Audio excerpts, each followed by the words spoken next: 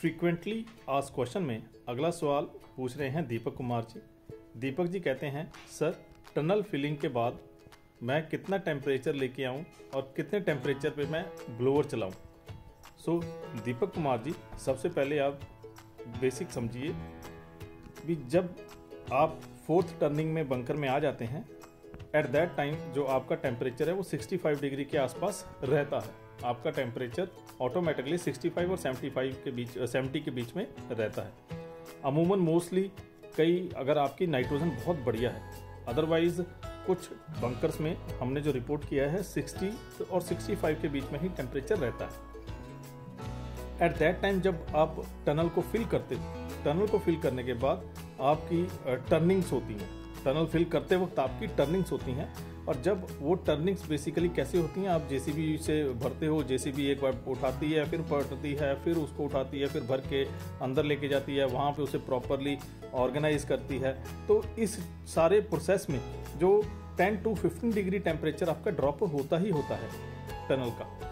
अब सारी टनल एक साथ नहीं भरी जाती, धीरे धीरे स्लोली नियर लू 5 to 6 आवर्स लग जाते हैं। अगर बहुत तेज़ है तो 3 घंटे मिनिमम लग जाते हैं उसको भरने में, और इन 3 घंटों में आपका टेम्परेचर डाउन आ जाता है।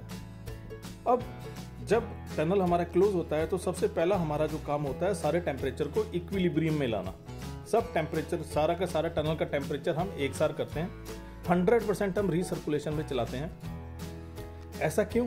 क्योंकि जब आप टर्निंग करते वक्त कंपोस्ट को फिल करते हो टनल में, एट दैट टाइम जो मिक्सिंग कर रहे हैं, मिक्सिंग करते वक्त बहुत सारी जो ऑक्सीजन है, जो एयर है, वो ऑटोमेटिकली आपके कंपोस्ट में ऐड हो गई, और उसी ऑक्सीजन के बेस पे ही जो आपके ऑर्गेनिज्म है वो ग्रो करते हैं और टेम्परेचर को रेज करते हैं, और आपका टेम्परेचर शूट करना शुरू करता है।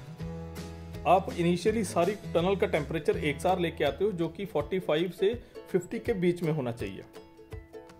जब आपकी टनल का सारा टेम्परेचर एक साथ पहुंच गया, एट दैट टाइम हम थोड़ी फ्रेश एयर प्रोवाइड करते हैं। लेवलिंग के बाद हम फ्रेश एयर प्रोवाइड करते हैं। लेवलिंग आपकी अमूमन 8 घंटे में आ जाती है।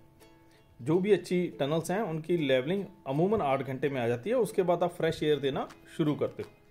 अब जब आपने फ्रेश एयर दे दी, अब हमारी लेवलिंग आने के बाद हम सबसे पहले जो काम होता है वो होता है प्री पैस्चराइजेशन कंडीशनिंग।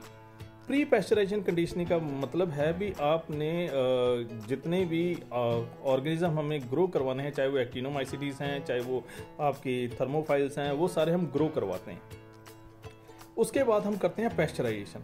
पैस्चराइजेशन पे टेम्परेचर हम फिर 59 तक लेके जाते हैं, 59 to 60 के बीच में रखते हैं, और ये टेम्परेचर जो हम लेके जाते हैं, ये टेम्परेचर हम 1 degree per hour, 1 to 2 degree per hour हम रेज करते हैं।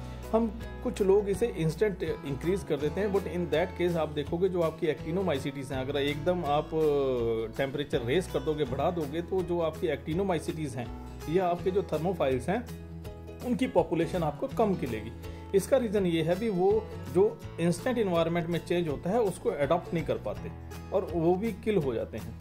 बट अगर आप slowly 1 to 2 degree Celsius temperature raise करोगे पैस्चराइजेशन के लिए, तो उसमें क्या होगा, आपका जितना भी एक्टिनोमाइसीटीज हैं और जो आपके कैलोफायर फिंजेस हैं या आपके थर्मोफाइल्स हैं, वो प्रॉपरली अडॉप्ट होंगे आपके इंक्रीजिंग टेम्परेचर एटमॉस्फेयर को। और जब वो इंक्रीजिंग टेम्परेचर, जो भी आप टेम्परेचर इंक्रीज कर रहे हो, जब उसे अडॉप्ट हो जाएंगे तो आपकी बेस्ट ग्रोथ मिलेगी उनकी। जब आप पैस्चराइजेशन पे पहुंच जाओगे, पैस्चराइजेशन टेम्परेचर पे आप 10 से 12 घंटे की किलिंग करोगे। उसके बाद फिर आप 45 to 50 डिग्री सेल्सियस के बीच में पोस्ट पैस्चराइजेशन कंडीशनिंग करोगे। और 45 to 50 के बीच में जब आप पोस्ट पैस्चराइजेशन कंडीशनिंग करोगे तो आपके पास सिर्फ एक ही ऑर्गेनिज्म बच जाते हैं, वो एक्टिनोमाइसीटीज और थर्मोफाइल्स हैं। अब ये ऑर्गेनिज्म भरपूर ग्रो करेंगे, क्यों? क्योंकि इनको अब थोड़ा सा टेम्परेचर लो मिल गया, वहाँ पे ये पैस्चराइजेशन में ये सर्वाइव कर गए हैं, तो अब इनको ग्रोथ के लिए बड़ा अप्रोप्रिएट टाइम मिल जाता है। और जब आप टनल खोलते हो, आप क्या पाते हो कि आपकी कंपोस्ट बिल्कुल प्रॉपरली पैस्चराइज होने के बाद एक बड़ी स्वीट स्मेल आती है, और उसमें आपका कंप्लीट जो ग्रोथ है एक्टिनोमाइसीटिक फायर फिंजेस की, आपको भरा पड़ा होता है पूरा, कंप्लीटली आपकी कंपोस्ट वाइट हुई होती है। सो आपको बड़े ध्यान से इन चीज़ों को फॉलो करना है। और जो ऑक्सीजन है, ऑक्सीजन कई बार हम जो एयरेशन आप कह रहे हो, जो फ्रेश एयर देना है या फ्रेश एयर देना है, ये आपकी पर्सनल एक्सपीरियंस बेस्ड भी है। आपका टनल कई बार टेम्परेचर बढ़ जाता है, ये क्या होता है, ये कभी भी 100% फिक्स नहीं रहता। भी हमें 10% फ्रेश एयर देनी है, 20% फ्रेश एयर देनी है या कितने % फ्रेश एयर देनी है, ये कभी फिक्स नहीं रहता। ये आपको आपके हिसाब से चलना है। आपके टनल का टेम्परेचर अचानक राइज कर गया, क्योंकि हर कंपोस्ट का अगर आप भी कंपोस्ट बना रहे हो, आपकी कंपोस्ट हर बार डिफरेंट है, हर बार सेम नहीं है। कभी कोई नाइट्रोजन ज़्यादा आ गया, कभी कम आ गया, तो वेरी करता है। तो आपको उसी हिसाब से ही अपनी मैनेजमेंट करनी है। एयरेशन हम दो कामों के लिए करते हैं। एक तो हम एयर देते हैं, सिर्फ इतनी एयर देते हैं भी उनकी ग्रोथ हो और टेम्परेचर उतना मेंटेन रहे, वो एयर देते हैं ऑक्सीजन देने की पर्पज से।